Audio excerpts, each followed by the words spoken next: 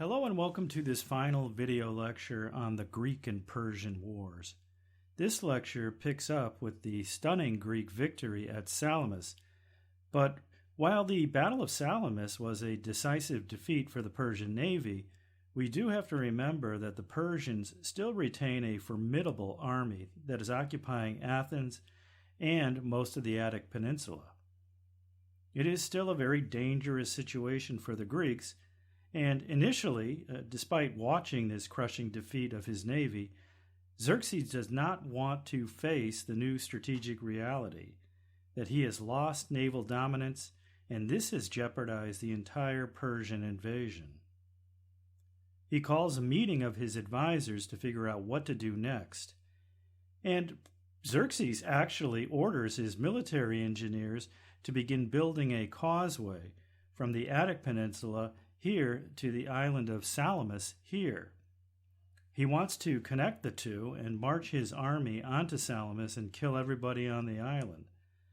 But that turns out to be a non-starter, and his advisors ultimately convince Xerxes that the best course of action is for the great king to leave the immediate campaign area and head back to the Persian provincial capital at Sardis, there in what is now Turkey. Xerxes agrees, and he also stipulates that this is not over, and he favors a plan formulated by his leading advisor, his cousin Mardonius. Now, Mardonius had been a war hawk for quite a while. You may remember a couple of video lectures ago when I first started to describe Xerxes and his attempt to put together an invasion plan. And initially he's hesitant as to whether or not he should even go through with this invasion.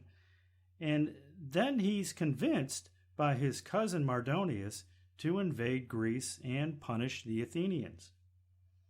Well, right now we might imagine Mardonius is feeling a little pressure because he actually convinced the great king to go through with this invasion, and things have not turned out well at all. So Mardonius needs a game changer. He needs to do something to turn things around. And he comes up with a plan by which Xerxes and most of the army will evacuate Greece. Remember, winter is coming, and it is going to be very difficult to supply an enormous Persian army with the scarce resources available in Greece. So Mardonius asks Xerxes to leave behind part of the army that Mardonius will command. Xerxes approves the plan, and Mardonius puts together an army that is in many ways more dangerous than the bloated force Xerxes marched into Greece with. It is made up of elite units like the Persian immortals, who were very much feared by all who opposed them. This was a group of 10,000 warriors who were hand-picked for their fighting ability. So Mardonius chooses them and several other excellent fighting units, and he'll build a sizable army. Herodotus, the Greek historian we have been following, says that Mardonius's force numbered 300,000. Now, modern historians think it was about half this size, which is still an enormous army. Now, among the contingents in Mardonius's army are the Thebans. The Thebans are Greeks who inhabit the city-state of Thebes in the region of Boeotia. The Thebans have Medized. They have gone over to the Persian side. And so Mardonius has a base of operations in Boeotia where he can spend the winter, and this smaller army of Mardonius will be able to be supplied throughout the winter. And he can wait and pick his moment to destroy the Greek alliance, the Hellenic League. It's important now to remember that Greece is still in a great deal of danger from the Persian invader, and even though Xerxes has left the area, there's still a very major threat hanging over the Greeks. Now, the Greeks, flushed with victory after Salamis, and realizing that the Persians aren't going to go away, decide that they will have to confront this threat. And the Greeks themselves gather the largest army that they have ever assembled in all of their history up to that point, somewhere between 80 to 100,000 Greeks, hoplites, and light infantry. The Spartans will field the largest contingent, followed by the Athenians and the Corinthians and other contingents. And I wanted to show you this chart to remind you that this is still very much a joint Greek effort. Certainly the Spartans are in the lead, but if a city-state could contribute troops, it would. Now, commanding this vast Greek army is the Spartan regent, Pausanias. You may remember King Leonidas, who was killed at Thermopylae. Well, he had a son who would become king, but the son was just a young boy, unable to govern on his own. So the Spartans appointed Pausanias, a kinsman of Leonidas, as regent. Now, as regent, Pausanias was responsible for advising the boy king, but during times of crisis, the regent basically takes control of the situation. And so Pausanias is in command now. This battle, like the others that we've looked at, actually begins after a long period of stalemate, in which both sides size each other up and determine when the best opportunity to fight will be. And this goes on for a while. Now, initially, the Persian camp is along the north bank of the Asopus River, while the Greeks are positioned south of the river along the foothills of Mount Kithaeron. And of course, both sides are concerned with maintaining a supply of fresh water, so having access to the springs that feed from it are critical. So after observing the Greeks for several days, Mardonius decided to test their resolve, and he sends out a cavalry force led by a very flamboyant and popular Persian noble named Mecistios, who was dressed all in gold chainmail armor. Now, Mecistios' raid does not go well, and he is killed in the skirmish, and the Greeks recover his body, and they actually display it as a type of trophy. And I mention this because it sets the stage for the next phase of the battle, because now the Greeks, having won this brief skirmish, decide to become more aggressive, and they advance northward to be closer to the Persians. So that's what this black arrow on the map indicates. So now we have a relocation of the Greek position, and the Greeks are relying on this spring now for fresh water. Well, Mardonius is not one to give up after losing a skirmish, so he continues to send out Persian cavalry who continue these hit-and-run raids, and one of these raids actually manages to capture the spring where the Greeks are drawing their fresh water from. And the Persians do all they can to foul the water, to make it undrinkable. And that's now a problem for the Greeks, who have suddenly lost access to fresh water. So the guy in command of the overall Greek force, the Spartan regent Pausanias, orders a retreat back to the original position where, again, the Greeks can find another source of fresh water. Now, this is going to be tricky because in daytime, if you retreat in the face of the enemy, you're asking for trouble. You're asking for an immediate attack on your position. So the only alternative is a night retreat, and this, of course, is very risky, but Pausanias feels he has no other option, so a night retreat is ordered. Now, when dawn breaks, the Persians are going to awaken not to a unified Greek line, but to a fragmented and disorganized Greek army. And that is because the night retreat has not gone well at all. It seems that the commander of the Spartan unit, the Spartan phalanx, refused to retreat, saying it would be dishonorable. And that caused general confusion among the Greeks, and it resulted in the fragmentation of the Greek army. as some units retreated on schedule while others delayed their retreat, and the Spartans held off until the very last minute before finally giving in and moving with the rest of the Greek army. So you can see that what had once been a unified phalanx is now divided into pieces. And Mardonius is no fool. He senses an opportunity and he orders a full court attack. He wants his army to begin immediately to assault the fragmented Greek position. The Athenians are going to have to contend with the Thebans, those Medizing Greeks, who fight also in a phalanx formation.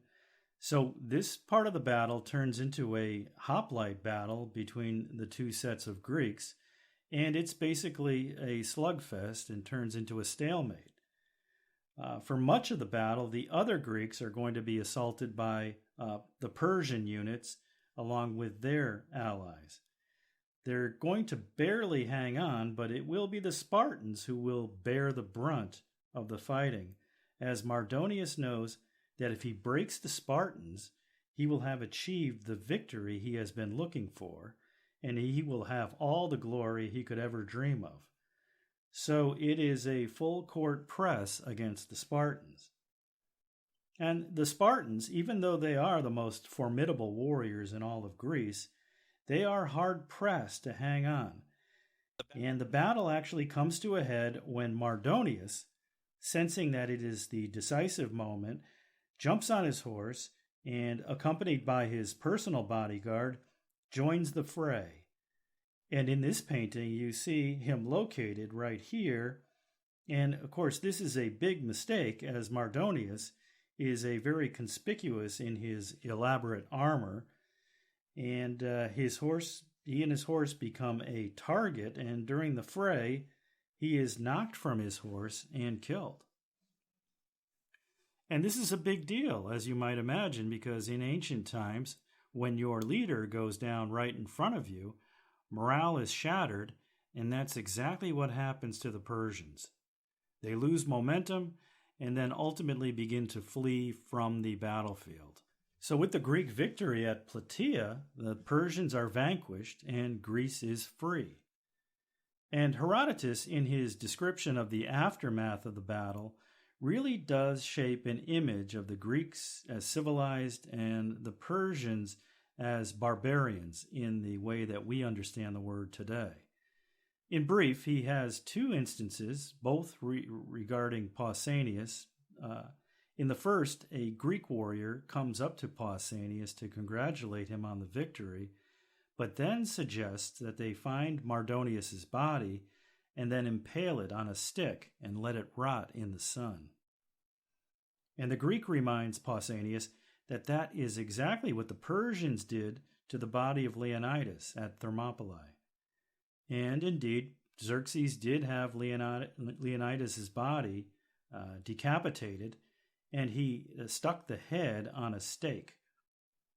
But Pausanias chooses the more noble path, and in essence he says, what you suggest would be more fitting for barbarians than for Greeks. And even in barbarians, it would be detestable. So Pausanias is not going to take the low road and seek vengeance on the body of Mardonius. And in the second contrast between Greek and Persian, Herodotus describes a moment after the Persians have retreated in such haste, they've left behind all the tents and the baggage of their camp. And Pausanias, when he tours the captured Persian camp, walks into the tent of Mardonius, and there is set an elaborate banquet, which Mardonius probably thought he would be enjoying at that very moment for a victory feast. But the Greeks are amazed when they look at all the ornate fixtures and the tableware and all the wealth and opulence that is on display in the tent of a Persian noble. He's not even the great king. And so Pausanias has his fellow Greeks look around, and then he notes that in the Greek camp, a meal is being prepared in the Spartan fashion, And of course, Spartan meals were always just very, very plain food. So Pausanias makes the distinction between the different meals and asks, what kind of people are these Persians who want to come into our land and rob us of our poverty? What type of insatiable imperialists have we confronted and saved ourselves from?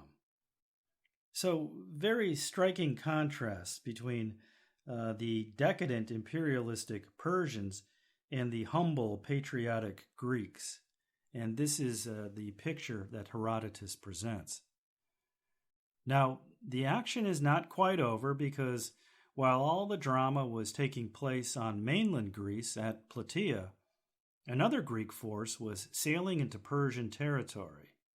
This area here, the coastal area of Ionia, to an area called Mycale. And at Mycale, the Greeks find what is left of the battered Persian fleet that had fled after the Battle of Salamis.